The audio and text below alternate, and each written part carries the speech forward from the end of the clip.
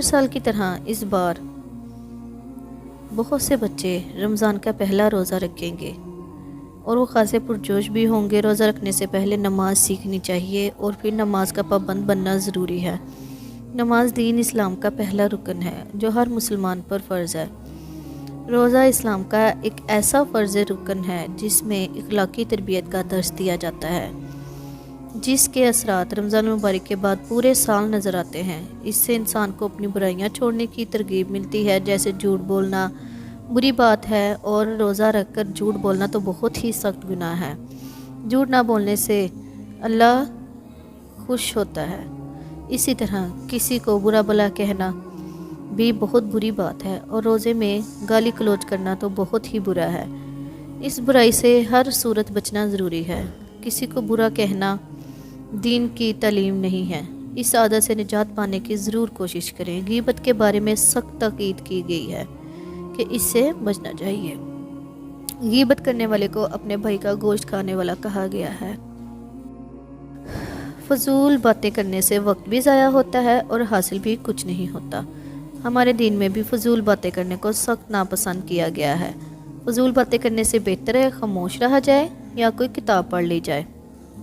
روزے کی حالت میں جب انسان جھوٹ، گالی گلوچ، برا بھلا کہنا، غیبت اور فضول باتوں سے بچتا ہے اور رمضان بھر اس پر عمل کرتا ہے تو یہ اس کی اخلاقی تربیت ہوتی ہے۔ روزہ رکھنے سے پہلے روزہ رکھنے کی دعا بھی ضرور یاد کر لیں۔ سحری کرنے کے بعد سحری کا وقت ختم ہو جائے تو دعا پڑھ لیں۔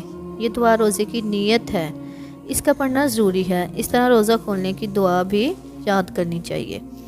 یہ دعائیں گھر میں کسی بڑے کو سنا دیں تاکہ خوب یاد ہو جائیں۔ روزہ رکھنے سے پہلے روزے کے مقصد کو سمجھنا، بری باتوں کو چھوڑنا اور پھر دعائیں یاد کرنا چاہیے۔ یہ روزہ رکھنے کی تیاری ہے۔ روزے میں قرآن پاک پڑھنا بہت ثواب ہے۔ اگر قرآن پاک ختم کر چکے ہیں تو روزانہ ایک پارہ ضرور پڑھ لیں۔ جن بچوں نے قرآن پاک ختم نہیں کیا ہے وہ بھی ناظرہ پڑھیں جتنا پڑھ چکے ہیں۔ رمضان المبارک میں جو بچے روزہ رکھیں گے انہیں چاہیے کہ وہ آج ہی سے روزہ رکھنے کی تیاری کریں۔ روزہ کیسے رکھا جاتا ہے، کب سے کب تک رکھنا ہوتا ہے، روزے میں کن باتوں سے رکنا ضرور ہے اور کون کون سے کام کر ایسے ہیں جن کا ثواب ہے، ان سب باتوں کا جاننا بہت اہمیت رکھتا ہے۔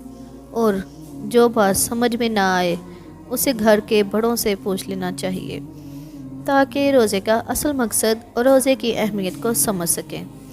رمضان کے روزے گرمی کے موسم میں آ رہے ہیں، اس لیے روزہ رکھنے والے بچوں کو چاہیے کہ وہ دوپہر کے وقت دھوپ میں باہر نہ جائیں، زیادہ وقت گھر میں رہیں۔ ظہر کی نماز کے بعد ضرور آرام کریں۔ کھیلنے کودنے کو دل چاہے تو گھر میں ہی کھیلیں۔ یہ احتیاط کرنی ضروری ہے تاکہ روزے میں تھکن محسوس نہ ہو۔ ان تمام باتوں کو سمجھ لیں تو روزہ رکھنے میں مزہ آئے گا۔ جی تو بچوں بتائیں، آپ سب نے روزے کی تیاری کی ہے اور کون کون سے بچے اس دفعہ روزہ رکھیں گے؟